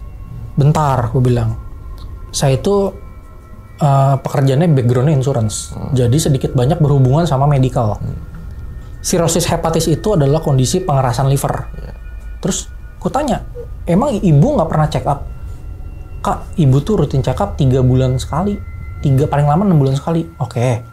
Emang di check up terakhir nggak kebaca gitu ada sirosis hepatis, ada penyakit liver? Enggak, bersih. Terus sirosis hepatis emang kondisi gimana? Stadium 4. Rani, maaf ya, ini nggak mungkin. Aku bilang, sirosis hepatis itu suatu kondisi, apalagi stadium 4, itu sebuah kondisi yang baru bisa tumbuh sampai stadium 4 ketika sudah 2 tahun atau 3 tahun. Dan nggak mungkin orang yang sehat tiba-tiba sekali kena sirosis hepatis langsung stadium 4. Nggak mungkin. Secara medik itu tidak mungkin. Wah nggak tahu Kak, itu udah, si Rani itu udah nangis-nangis. Itu udah kayak, ini penyakit gaib nih aku bilang. Saya sempat dengar gitu, santet tingkat tertinggi adalah santet yang bisa dibikin nyaru dengan penyakit. Itu santet yang udah susah tuh kelacaknya tuh. Nah, abis itu udah, maksudku kayak, ya dari sisi kemanusiaan, wah kasihan banget ya keluarganya Rani, Rayu, ibu gitu ya. Harus menghadapi ini berkali-kali.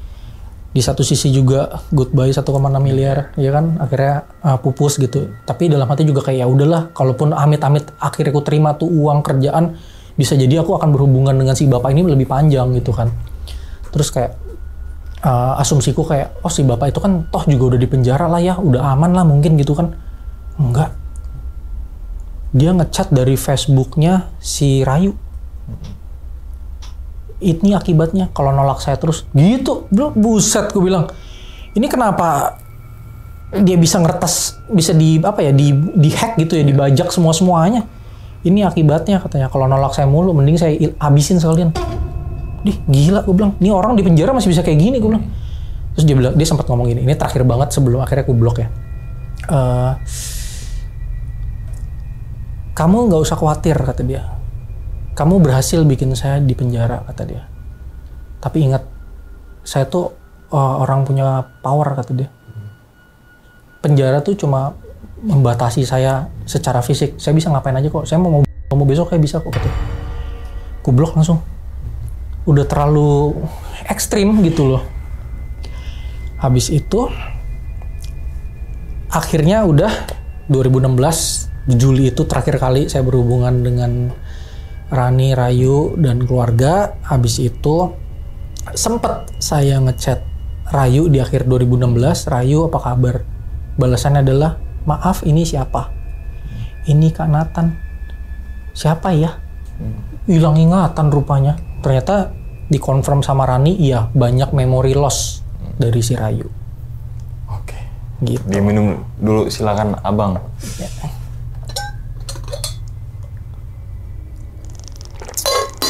Oke.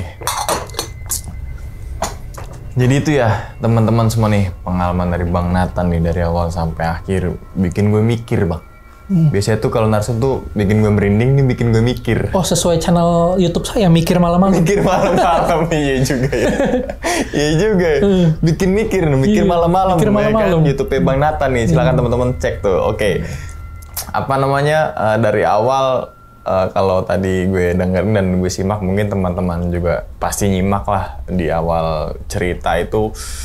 Bosnya kan kita memperluas jaringan temen ya, gitu kan. Mau dari terserah, mau lewat cara apa aja, dari komunitas yang online, terus kemudian event-event gitu kan. Itu kan ya silakan aja, gitu kan. Betul.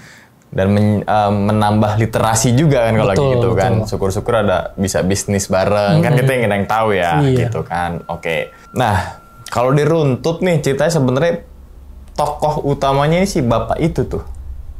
Iya, antagonis penyebabnya utamanya. Ya. Iya. Penyebabnya dia tuh sebenarnya. Iya kan? Yang dimana itu tuh karena nggak tahu ya, karena cinta, apa karena cinta di belakangnya ada apa. Ya kan? Kalau suka kan berarti karena cinta nih, logika kita ya. Iya. Tapi kalau ternyata orang tuanya si Rayu orang yang beruang juga, berduit, berduit gitu kan. Bisa jadi deh untuk mengelabui kan, pura-pura nikah terus kemudian, dan itu kan nikahnya siri ya katanya, kata si Rani. Oke. Ya. Nih gue bingung nih kalau gini nih. Oke. Gue runtut dulu deh biar nggak bingung nih. Oke. Abang sebenarnya nggak bahwasanya pas di rumah sakit yang pintu kayak sinar putih itu, terus si Rayu bilang bahwasanya ada teman baru, bule. Iya. Logikanya kan tadi itu sama. Masa sih dia kan lagi belum siuman mau dioperasi, tapi kan ngechat. Pada saat itu make sense nggak sih? Sama sekali enggak, karena gimana ceritanya orang yang nggak siuman dan kondisi handphonenya bahkan mati. Itu sempat gini Bang Umang, kondisi handphonenya mati, itu kita tuh kayak, saya sama si ibunya tuh lagi konfirmasi, Bu ini Rayu lagi chat saya saat ini. Nah ini handphonenya lagi ibu pegang, lagi mati. Sempat kayak gitu. Dan ternyata mungkin yang ngelakuin itu yang bule yang meninggal itu kali ya. Atau mungkin suruhan si bapak itu. Kayaknya si bule itu deh. Yang ngechat? Iya. Katanya disukain juga si Rayu nih. Kalau menurutku kemungkinan Rayu beneran sih, karena dia ada kayak minta tolong juga gitu-gitu kan. Ya bingung juga sih sebenarnya. Bingung juga ya kan, itu jadi misteri kan jadinya kan. Kita nggak bisa mecahin itu kan. Iya bener juga sih, tapi kata Bang Umang bisa jadi dia juga untuk mancing. Iya, cocokologinya kan gitu kan. Tapi kalau kita buat mecahin misteri nggak bisa. Kan itu misteri itu tuh siapa itu? Iya bener-bener. Kita bukan ahli-ahli apa kan. Iya. Itu siapa itu ya kan. Tapi berasumsi boleh lah, berasumsi mah ya kan. Kalau sekarang ngobrolinnya nih gitu kan. Oke. Bang, kejadian itu baru pertama kali dalam hidup Abang kayak gitu. Yang dimana direpotkan seakan-akan kayak keluarganya, seakan-akan kayak kakaknya, sampai akhirnya mau dikasih uang 1,6 miliar secara cuma-cuma yang katanya udah nyelamatin nyawa anak kesayangannya. Iya. Ya itu pertama kali sih dan kayaknya jangan kali kedua deh. Jangan kali kedua. Repot banget. Iya. Oke, pikiran Abang pas saat dapat bukan dapat ya, mau dikirimin 1,6 miliar apa pada saat itu kayak gimana gitu perasaannya? Nyampur sih ya, di satu sisi ya siapa sih yang nggak kepengen, Iya, ya kan? Kita nggak munafik juga lah masalah itulah. Ya, dengan UMR Kalimantan yang cuma 1 jutaan, nggak nyampe 2 juta, ya dengar 1,6 miliar, wah ini seumur hidup udah santai gitu kan. Mikirnya begitu, tapi di satu sisi kayak kalau ku terima, ini beban moralnya seumur hidup. Ditambah lagi kalau ternyata uang itu adalah uang incaran si bapak itu. Wah, lebih panjang urusan. Bisa di segitiga itu tuh. Iya. Bisa dituntut juga takutnya. Iya. Juga nggak tahu kan itu ibu dapat duit dari mana ngasih-ngasih gitu. Ternyata ya amit-amit ya, maaf ya. Kalau ternyata uang cuci uang gitu kan. Itu kan nggak tahu juga. Bisa begitu tuh, iya. Makanya bisa enteng banget ngasih 1,6 miliar. Iya, nanti kan dilacak ke sini kena. Oke. Berarti kan proyekan si almarhum ibunya si Rayu ini gagal. Iya, ataupun misalnya tetap berjalan apa gitu nggak tahu. Intinya sih kalau ke sayanya udah nggak ada info lagi. Oke. Nah, ini balik lagi. Berarti pada dasarnya intinya itu Rayu sebenarnya suka sama Abang. Sepertinya begitu. Ya kan, atas dasar cinta itu kan, entah itu cewek entah cowok, bahkan dia udah ngungkapin perasaan itu kan, dan di kamarnya tuh banyak foto Abang tuh, nggak tahu dari foto mana, entah Facebook biasa ada tuh, ya kan, comot. Mungkin teman-teman semua yang suka dengan idolanya kan kadang gitu ya, orang-orang mana yang K-pop gitu kan, tempel-tempelin, padahal udah punya suami juga kan gitu. Iya, bisa. Iya kan, bisa juga kan gitu kan. Ungkapan untuk gue suka nih sama ini nih, orang ini nih. Berarti kan kayak Rayu sebenarnya ada rasa lah sebenarnya, tapi rasa kan rasa sahabat kan, cinta dan sebagainya kan sama rasa juga kan ya. Oke. Nah, terus kemudian nih nyambung yang tadi yang Rayu koma, yang ngechat tuh siapa? Yang ngechat? Iya. Ketika dia koma. Nah, itu yang menjadi pertanyaan tuh. Iya kan? Iya. Jadi misteri juga tuh. Iya. Yang nggak bisa kita pecahin. Iya, betul. Mungkin teman-teman semua yang ahli-ahli apa ya, silahkan komentar ya. Kita nggak bisa, kita cuma bermain asumsi dan logika aja kan. Logikanya nggak mungkin dong orang koma, megang chatan santai aja gitu. Ya ngapain juga megang HP. Betul. Kena radiasinya, kenapanya. Iya. Oke. Nah, ini jadi ini juga nih, apa yang bikin tadi gue deng gitu, adrenalin gue yang tadi dia nikah di Gorontalo jam 9 malam, ya kan? Iya, acaranya sampai jam 9 malam. Jam 9 malam, terus jam 10 mungkin dia udah kelar, dia mau pindah ke satu tempat mungkin sama keluarganya, dan terus kemudian meninggal kan si suaminya dan tiga sepupu suaminya. Berarti baru berapa jam dia menikah ya? Ya, katakan 2-3 lah misalkan jam 7. Iya, betul. Ya, sekitar 3 jam gitulah mungkin. 3 jam nikah langsung pas away. Miris kan? Iya ya. Berarti kondisi Rayu sekarang gimana kalau kayak gitu? Linglung. Terakhir itu kan memang dapat info Rayu hilang ingatan. Cuman karena ketika udah tahu dia hilang ingatan itu, gue juga udah kayak udahlah malas nyari tahu lagi hilang ingatannya seberapa besar, ya udah gitu loh. Kalau ditanya apakah Rayu sadar dia pernah menikah atau enggak, nggak tahu. Kalau misalnya kita asumsi dia hilang ingatan, bisa jadi dia tidak sadar kalau dia pernah ada acara itu juga. Bisa juga tuh jebakan juga dari bapak itu tuh. Iya, benar. Kan dia kan bermain-main ilmu-ilmu gitu kan. Iya. Ngerasukin mungkin ya. Terus kemudian kalau bahasanya apa ditumbalkan atau apalah gitu kan, bisa jadi asumsi kita kan ke arah situ juga. Betul.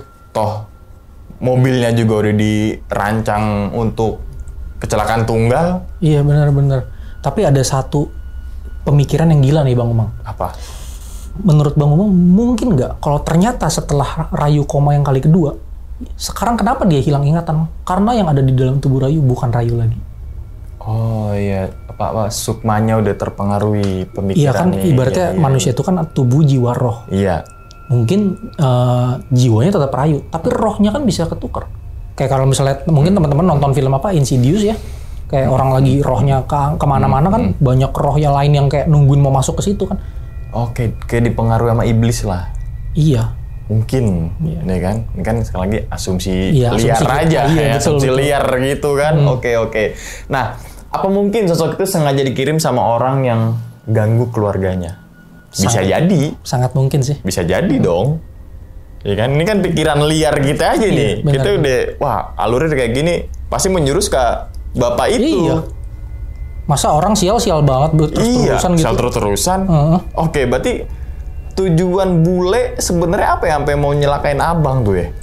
Nah, tujuan bule itu kan menurut dia kan dia nggak tahan ngeliat Rayu nangis-nangis ketika yang mungkin yang sempat ku bentak itu ya, ku tolak lah ibaratnya. Dia nangis-nangis, si bule ini nggak terima ngelihat kayak, ini cewek yang gue suka nangis-nangis gara-gara siapa nih? Oh, gara-gara si cowok ini. Wah, mesti kita kasih pelajaran nih cowok, kayak gitu. Iya. Kalau kayak gini jatuhnya apa ya?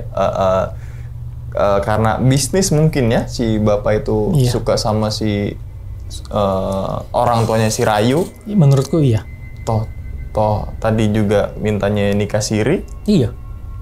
Nikah Dia siri. punya istri juga. Punya istri. Nikah siri kan kayak nikah kontrak gitu kan. Nggak legal kan. Nggak legal gitu kan. Cuma nggak tahu nih ada maksud terselubung apa sebenarnya kan gitu. Iya, takutnya begitu. Mungkin kan? sabotase proyekannya dia atau apa. Takutnya habis dinikahin harta dikuasain. Bisa jadi kan? Bisa jadi, semua tuh bisa jadi. Ini asumsi liar kita kalau kita dengar tadi dari awal sampai akhir tuh. Oke, nah terus kemudian nih Bang, gimana rasanya pas tiba-tiba dari kamar mandi pas Melek itu ada di rumah sakit tuh? Itu kan suatu kejadian yang jauh banget ya. Dan itu kan baru pertama kali Abang rasain tuh. Oke, jadi gini Bang Umang, kalau misalnya kita bicara soal experience itu kan mungkin beberapa orang menyebutnya dengan astral projection, atau beberapa orang lokal menyebutnya Rogo Sukmo. Memang kebetulan Rogo Sukmo ini atau astral projection ini bukan pertama kalinya yang terjadi sebenarnya. Memang beberapa kali terjadi, baik disengaja ataupun tidak. Cuman gue tuh nggak nyangka Rogo Sukmo bisa dalam kondisi sejauh itu. Oh iya. Selama ini kan taunya Rogo Sukmo itu ya udah kita bangun, kita ngelihat badan kita sendiri, ya kita jalan-jalan keliling gitu misalnya kan.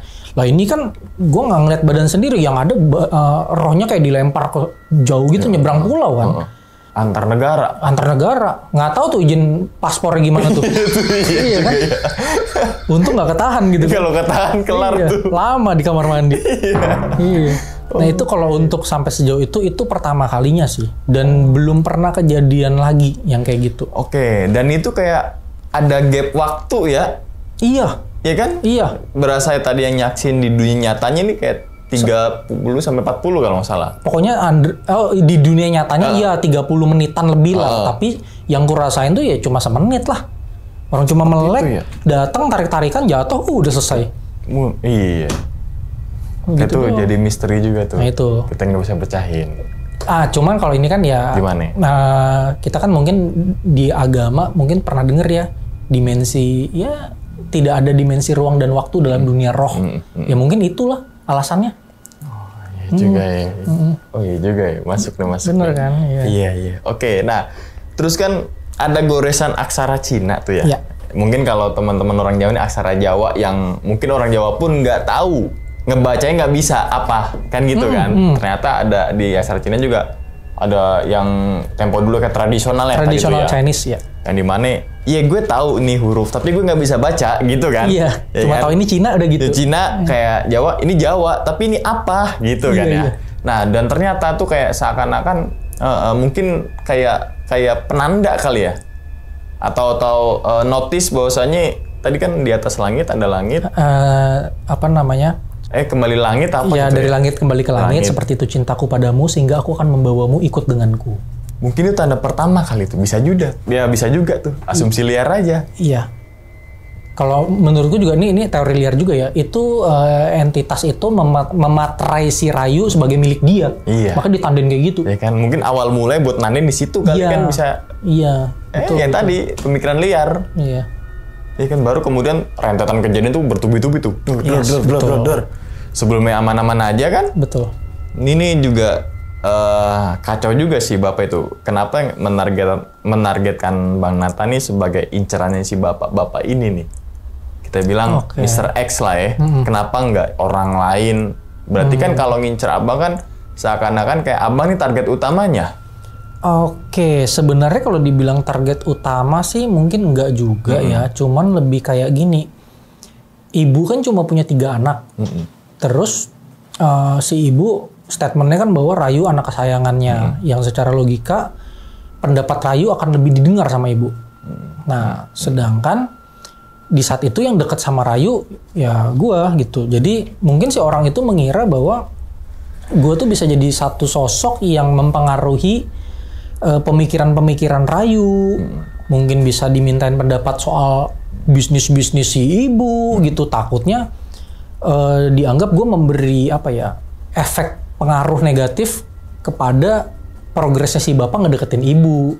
Oh gitu. Iya, bisa ya pihak ketiganya buat inin ke si Rayu ini ya. Iya. Soalnya kan Rayu tadi anak kesayangan si ibu. Yes. Otomatis ya lebih didengar lah mungkin. Denger lah. Oke. Setelah diblokir Facebooknya ada teror-teror lagi gak? Mungkin dari telepon.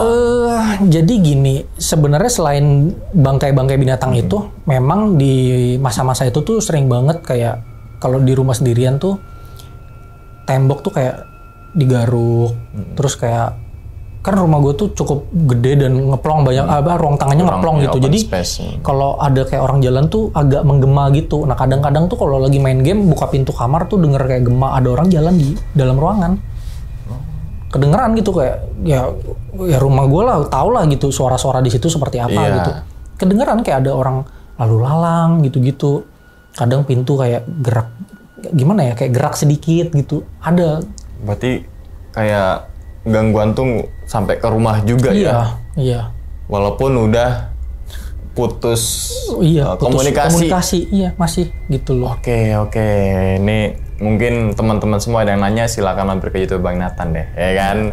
Atau mungkin silakan komentar di bawah sini, misalkan teman-teman semua belum jelas, nanti Bang Nathan akan menjawab itu semua, ya kan? Karena ini banyak misterinya, jadi kita agak sulit untuk mengerucutkan kejadian ini gitu loh. Ini, ya kan? Ini gue cerita ke Bang Umang juga nggak bisa 100% detail. Iya. Karena bisa 3 jam kali untuk cerita ini. Terus kemudian kenapa baru cerita sekarang? Oke, kenapa baru cerita sekarang? Yang di awal video kan gitu kan? Oke, kenapa? Oke, sebenarnya gini, ini gue jujur aja ya.